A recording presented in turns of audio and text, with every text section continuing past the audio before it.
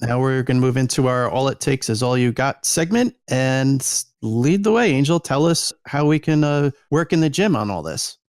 Okay, so for everyone who's listening, make sure you go to the YouTube channel to see the exercise being done, because the reason why we have this channel now is because it's pretty much impossible to describe to the public how to do an exercise unless you can see it. So, and I have a wonderful podcast editor, and he will have the live video of the drill being done and then 3 still shots so that you can actually see the exact positioning. What we're going to be doing is what I call a lying rotation exercise.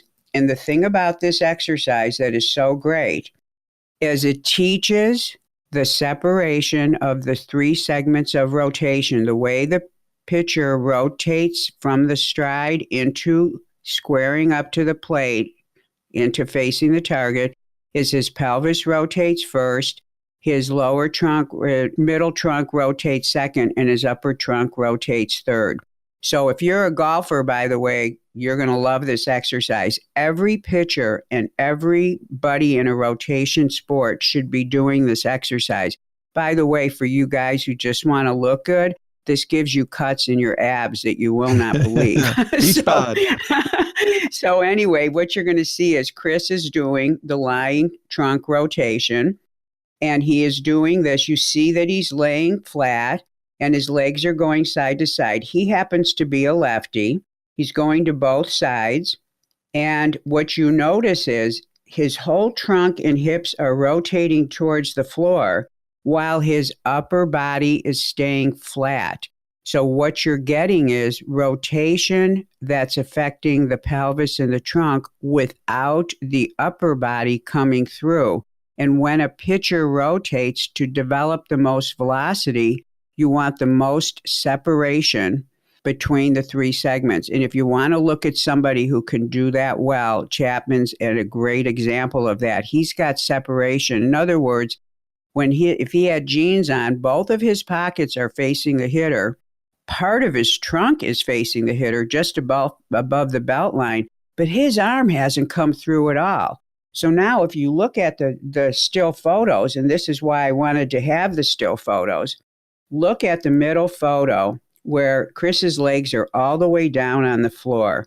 You can see by the stripe on his shirt that he's got some rotation in his trunk that's gone with that. So imagine that that's the rotation that a righty would have squaring up to the plate. Notice his shoulder hasn't come through. So if he rotated his trunk now to get up on its side, that arm would still be back. That's how you develop velocity. Velocity is developed by using the 3 segments, and there's 2 characteristics. They have to be used in order, and they have to be separated. Pelvis, middle trunk, upper trunk. And they have to go in that order. When you see someone crossing their foot lands, they start to turn their pelvis, but they can't get through because their foot has crossed over their body. So then they bring the trunk and the arm will arrive before the trunk arrives. Well, guess what? The chest and lat are part of the trunk musculature crossing the shoulder. They deliver the ball. If you get them there and you didn't stretch them before you got there, you're not going to have the velocity you want. So this exercise here it's actually a basic exercise. You probably all have seen it, but you can't believe the pitchers I give it to that have never done it. So that's why I said, I just assume everybody knows this. So I thought I would start with this. Now, if you have clients, pitchers that are very weak, when you look at the way the video is being done, you want to bend their knees like they're sitting in a chair and have them start in that position rather than the straight leg. But they've got to get to the straight leg. So a few characteristics of this drill. Notice that Chris is controlling his legs on the way down. And I also want you to know that the oblique muscles, which are your rotation muscles of your trunk, they are what we call opposite side rotators. So when you see his legs going down to his left side, that's the right side of his trunk muscles rotating it to the left. Those are the main rotators. So you want to have the pitchers feel that and you want to have them sometimes go to just one side, maybe their dominant side, and then go to the other side. Always have them warm up and finish going to both sides because they need balance. But what you're going to see is you're going to see pitchers as their legs approach the ground, particularly on when you see the leg going in the direction they would. So, right-handed pitcher with his legs going to the left, you will see the right side of his body, upper body, pop up off the ground because he doesn't have the ability to separate. So by him working with this, and his goal will be to keep the shoulders down just the way you see Chris's shoulders staying down. And actually, you'll notice on him, I'm actually looking at this right now to see if his left shoulder, because he's a lefty, actually he's better on his left side than he is on his right side. He knows how to separate. Of course, he's been doing this exercise for a long time. And yes, if you want, you could put when the knees are bent, you could put a medicine ball between the knees, but I recommend that you actually work with this. This exercise hurts, increase the repetitions rather than trying to add weight and have them go to just one side. But this is the exercise that is a basic exercise that every pitcher should be doing. And coaches, I always recommend do it first so you can feel it. And I guarantee if you do 20 to 25 to 26 in a set and you do 3 sets of it, and then you go to bed that night, and when you wake up in the morning, when you go to get out of bed, you will feel like you got hit by a car. You'll be like, wow, what happened? And you'll remember you did your abs. But this exercise is, the pitchers love it because they understand why they're doing it. So this combined with what you're teaching with the glove arm and the foot placement can be a really great entry-level types of exercises to get everybody pitching in a more organized fashion. Wow. Angel, I do a variation of this exercise with a Swiss ball where I put the heels of my feet on top of the ball and kind of like roll back and forth. Mm-hmm. Is that a suggestion for people who are a little weaker? No, it's completely different, and I would stay away from the Swiss ball. All right. Good to know. Yeah, and that's a completely different movement. That's okay. That's why you have me. Yeah, well, that's why I ask. If we were in person, I would show you how it's different, but I can't, so you just have to trust me. Yeah, this exercise, there's no replacement. There's no variation. It's the way you do it.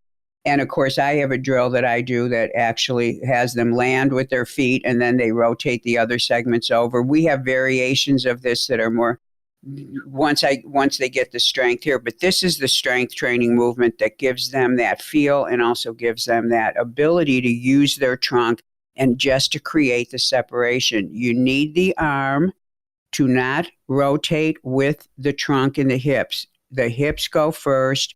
Trunk goes next, upper trunk, which brings the arm, comes last. That's how the good pitchers do it. It's the way it's done. And then you're getting the pre-stretch because you can see when his legs land, his pitching arm, the arm that's opposite of the side the legs have landed on towards the ground, is getting a huge stretch. And it's the stretch that produces the preliminary sort of phase to the powerful contraction. That's why this exercise is so great. It does a million things. So have fun doing it. Yeah, if you're listening in the car right now or listening in the gym or somewhere where you're not in front of a computer, you might be a little lost about what's happening. Essentially, it's the exercise where the person is laying down on their back with their arms spread out, almost like a scarecrow. And the feet are up in the air with straight leg and going back and forth to the left and the right. It'll make sense when you get home and get on the computer and go to Angel's YouTube channel. Check it out. We'll have the links in the show notes as well.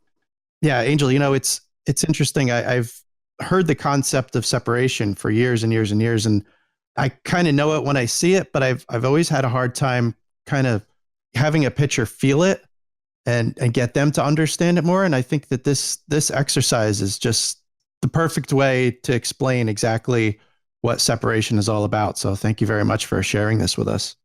You're so welcome. And I think that's all we have for today, right, Angel? That's it. Well, wait, don't we have a gift for our listeners? Oh, that's right. We're still going to be doing the... Yeah. So what we're going to do is, this is only for my listeners, so I'm not having it on the website. So all you have to do is send me an email at angel@gymscience.com. I'll have your email then. And you just put in the subject line, the fix. I will know that means that you want the elbow book, which you will be getting a 30% discount on, which is $20 off. And the reason why you just have to send the email is that will cause me to send a PayPal invoice to you. And then on that will be all your instructions. And it's a downloadable book, of course. And of course, go to my products page so you can see that.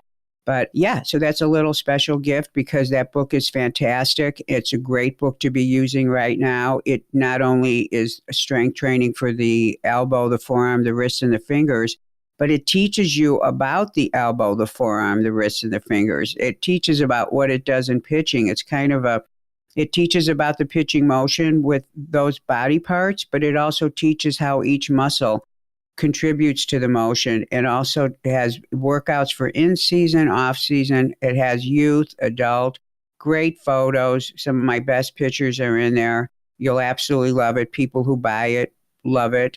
So that's my little gift to you. And thank you to all of you that have already taken advantage of that. I'm glad to be able to do it. Yeah, and if you haven't taken advantage yet, I think you should do it. Last I checked, there are still tons and tons of Tommy John surgeries that really shouldn't be happening and don't need to be happening. And I think that if you have a good understanding of how the elbow works and the pitching motion and how you can make sure you can keep it protected and strong and strengthen it. And yes, you can strengthen the elbow just like you can strengthen the shoulder and every other part of your body. Take advantage of this special holiday gift. Please do it. I recommend it. I think that's all we have for today, Angel. I want to thank everyone again for listening. Happy holidays, Merry Christmas, Happy New Year. Bye-bye, everyone. Happy holidays. We will be seeing you after the new year. And in the meantime, we wish you safe and effective performance on the pitching mound.